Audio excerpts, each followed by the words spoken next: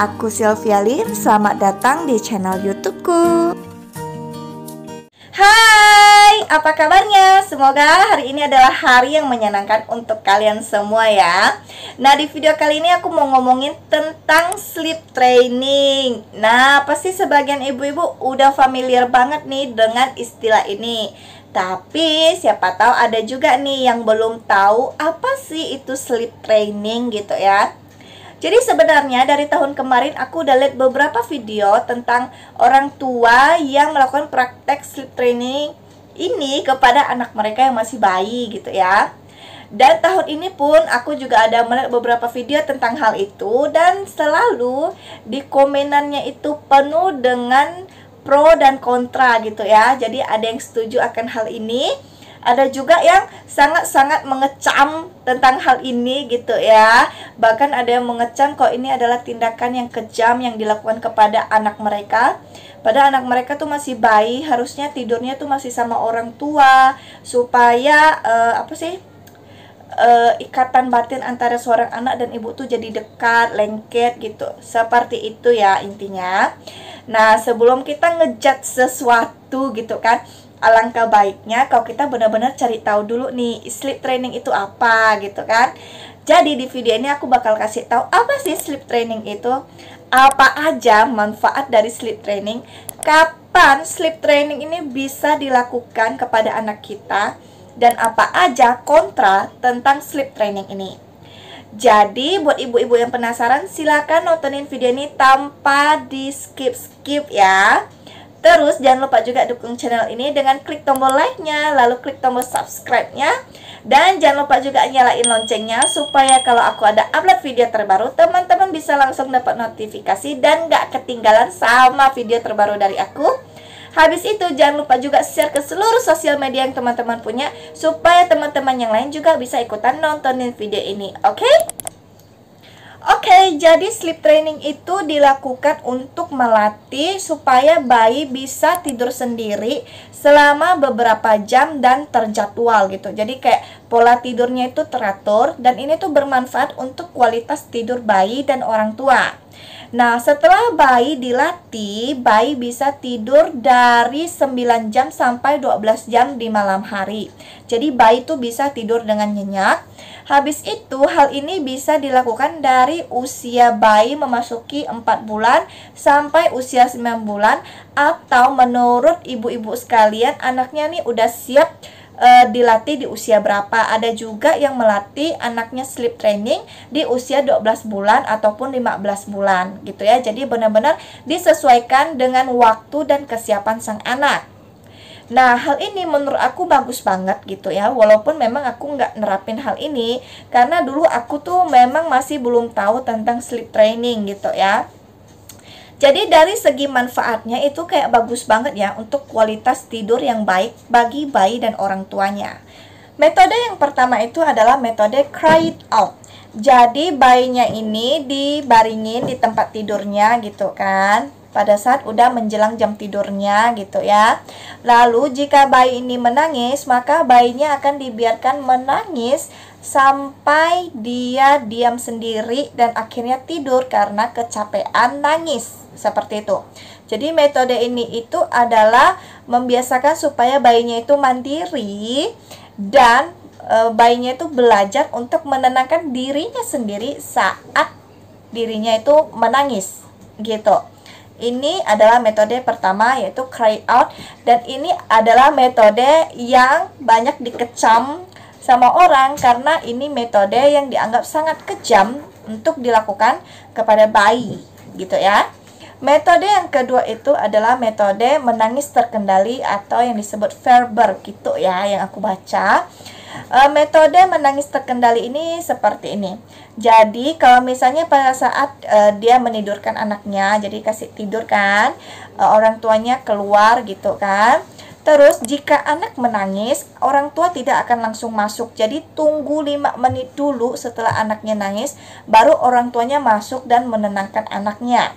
Setelah anaknya udah tenang, baru orang tuanya keluar lagi. Dan kalau anaknya nangis lagi, maka durasi dari nangisnya ini akan diperpanjang gitu ya, baru orang tuanya masuk. Yang awalnya 5 menit, selanjutnya orang tua bakal tunggu 10 menit baru masuk untuk menenangkan bayinya itu, baru nanti ditinggal lagi, begitu seterusnya. Metode yang ketiga itu adalah metode camping out. Jadi, saat bayinya menangis, orang tua akan masuk ke dalam kamar untuk merespon tangisan bayinya, gitu ya.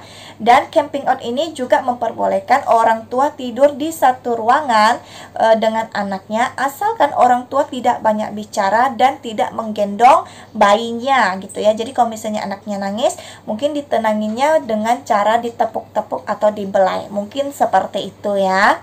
Habis itu metode yang terakhir itu adalah metode bedtime feeding gitu ya. Jadi metode ini tuh cocok untuk anak yang mau selalu digendong atau dipeluk saat tidur gitu ya.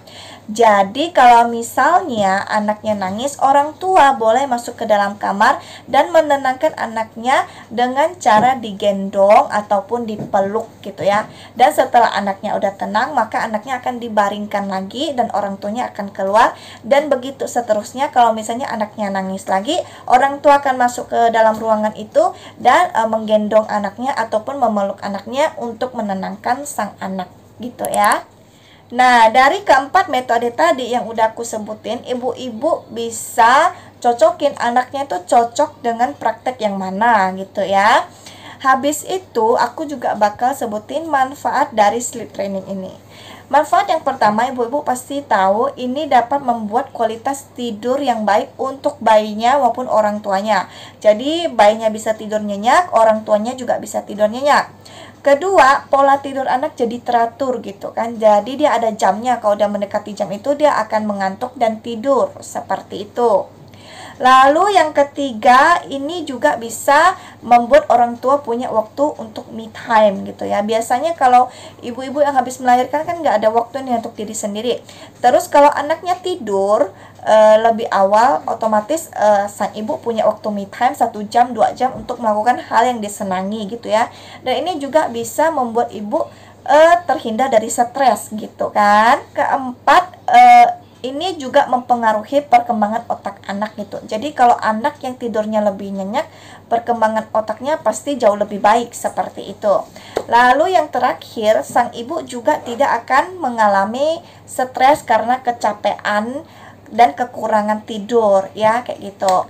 Untuk orang tua yang ingin melakukan sleep training kepada anaknya, ada beberapa hal yang harus diperhatikan. Pertama, kalau mau mulai sleep training ini, kalian itu harus konsisten di jam yang sama. Misalnya anaknya mau ditidurin jam 7 malam, maka setiap hari harus di jam 7 malam anaknya itu dikasih tidur gitu ya. Terus kedua, harus pastikan anaknya itu posisinya udah kenyang, popoknya itu bersih, dan anak itu siap untuk melakukan sleep training. Yang ketiga, bisa juga dengan biar badan anaknya rileks itu bisa dipijit gitu dengan lembut di badan anaknya atau dimandiin dengan air hangat kayak gitu ya. Lalu yang keempat, bisa dikasih aroma terapi lavender gitu ya. Biasanya aroma terapi lavender itu kan bisa bikin lebih tenang gitu ya. Habis itu yang kelima, anak juga bisa didengerin noise gitu ya. Tahu kan noise? Ibu-ibu bisa cari tahu. Habis itu yang keenam itu, kalau mau melakukan hal ini sebaiknya ibu-ibu punya rumah sendiri gitu ya. Jangan tinggal bareng orang tua, karena biasanya orang tua itu lebih kolot dan tidak mengerti akan hal ini gitu ya. Takutnya nanti malah ribut gitu, padahal sama-sama pengen kasih yang terbaik untuk anaknya gitu ya. Jadi untuk orang tua yang melakukan sleep training ini, kalian juga harus memperhatikan posisi badan saat anak lagi tidur. Pastikan posisi badan anak jangan tengkurap gitu ya pada saat dia tidur, karena itu bisa mengakibatkan kematian mendadak pada sang anak. Dia bisa kesulitan bernafas kalau posisi tidurnya tengkurap, apalagi jika kita tidak memperhatikannya dengan baik. Dan pastikan anak tuh tidurnya jangan sampai mukanya itu ketutup sama selimut ya, itu harus diperhatikan. Dan perhatikan juga di bagian sekeliling tempat tidur anaknya. Pastikan tempat tidurnya itu aman, tidak akan ada barang yang bisa digapai dari atas dan akhirnya jatuh menimpa dia. ataupun mainan-mainan yang berbahaya atau benda-benda yang lain yang bisa membahayakan bagi sang anak. Dan setelah anak bisa dilatih sleep training, orang tua pun tidak bisa langsung serta-merta kayak ya udah gitu. Kita tetap harus selalu pantau anak kita. Kalau saat dia tidur, kita bentar-bentar juga harus ngecek kondisi dia, apakah tidurnya nyenyak, apakah masih bernafas gitu ya, apakah perutnya masih kembang kempis gitu, apakah dia kedinginan atau kepanasan. Jadi kita memang full merhatikan anak kita, hanya bedanya ya pisah ruangan gitu. Jadi kalian harus siap untuk bolak-balik gitu ya, mantau anak kalian gitu. Dan akan lebih baik kalau kalian beli monitor untuk bisa mantau anak kalian, yang bisa keluarin suara dan bisa lihat anaknya gitu kan. Jadi itu akan lebih membantu kalian, mempermudah juga. Jadi ini harus didiskusikan dulu gitu ya, nggak bisa main tiba-tiba dilakukan. Dan ingat baik-baik, metode yang kusebutin tadi itu belum tentu pasti empat-empatnya cocok sama anak ibu. Jadi benar-benar harus dicari tahu nih metode yang cocok untuk anaknya tuh yang kayak gimana, dan usia anaknya yang udah siap untuk melakukan sleep training itu berapa gitu ya. Karena setiap anak itu beda-beda gitu, nggak bisa dipukul sama rata. Nah, di sini aku bakal sebutin kontra dari sleep training gitu ya. Ada orang yang menganggap kalau sleep training itu sama dengan metode cry out yang pertama aku sebutin. Jadi anak tuh dibiarin menangis sampai capek sendiri, sampai dia tertidur sendiri seperti itu. Padahal itu hanya salah satu metode yang dilakukan agar anak bisa melakukan sleep training. Dan ini balik lagi ke pribadi masing-masing. Karena ada 4 metode yang tidak perlu pakai yang pertama kalau terasa itu kejam. Ada metode 3 dan 4 yang kusebutin di awal. Itu kan metodenya lebih kayak manusiawi gitu ya. Kayak lebih ramah, lebih ringan untuk dilakukan, lebih pelan gitu ya. Jadi nggak perlu pakai yang pertama kalau misalnya ibu-ibu merasa itu sangat kejam gitu kan.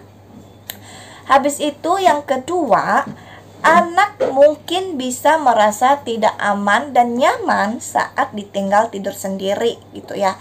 Itu mungkin tidak semua bayi seperti itu. Ada juga kan bayi yang tak perlu nangis rewel-rewel, bisa benar-benar tidur sendiri tanpa kita melakukan sleep training ini. Ada kan bayi yang terlahir seperti itu gitu. Nah, sedangkan anakku tuh terlahir yang rewel punya, yang harus ditenangin, yang kita harus di samping dia, bahkan sampai usia anak aku sekarang yang sebentar lagi menuju 4 tahun. Anakku tidur itu selalu harus ada aku gitu di sampingnya. Kadang dia meluk gitu, kadang dia pegang, sebatas pegang, supaya dia tuh kayak tahu kalau kita tuh ada di samping dia gitu. Jadi kayak ini tuh kayak memberikan rasa aman untuk dia. Jadi pada saat dia pegang ada aku, bahkan kalau dia tidak pegang badan aku, dia pegang rambutku aja, dia udah kayak oh tahu mamaku nih ada di samping aku, jadi aku bisa tidur dengan aman dan nyaman. Terus ini juga hal yang bermasalah menurut aku. Bayangin kalau misalnya nggak ada aku gitu, tidurnya bisa jadi kurang nyenyak gitu kan, bisa bentar-bentar terbangun. Dan ini juga walaupun kita lihat di satu sisi, oh ini sesuatu hal yang kayak bikin hati tuh luluh gitu kan, kayak seneng gitu anak tuh dekat sama kita gitu. Tapi ada nggak bagusnya juga menurut aku. Jadi anaknya tuh nyarinya kita terus gitu, sedikit-sedikit harus ada kita gitu. Kalau nggak ada kita dia jadi kayak kebangun gitu. Itu juga mempersulit. Memang sih anak itu kecilnya itu, masa kecilnya bentar udah lewat. Tapi kan kita juga harus lihat kondisi dan waktu dan kebutuhan kita masing-masing gitu. Kalau baru punya 1 anak sih it's okay. Tapi kalau misalnya kalian punya 2-3 anak, bayangin dia udah sebesar itu tidur harus selalu ada di samping kita. Terus dia punya adiknya masih bayi, nangis dan kita harus tenangin, itu bisa menjadi problem bagi kita sendiri gitu ya. Nah, pertanyaannya, apakah sleep training ini harus dilakukan kepada anak kita? Jawabannya terserah ibu-ibu, tidak ada keharusan. Mau melakukan sleep training oke, tidak mau melakukan sleep training juga oke gitu ya. Karena yang aku baca itu tertulis tidak ada data yang menunjukkan sleep training ataupun tidak sleep training akan membuat anak bermasalah di kemudian hari gitu ya.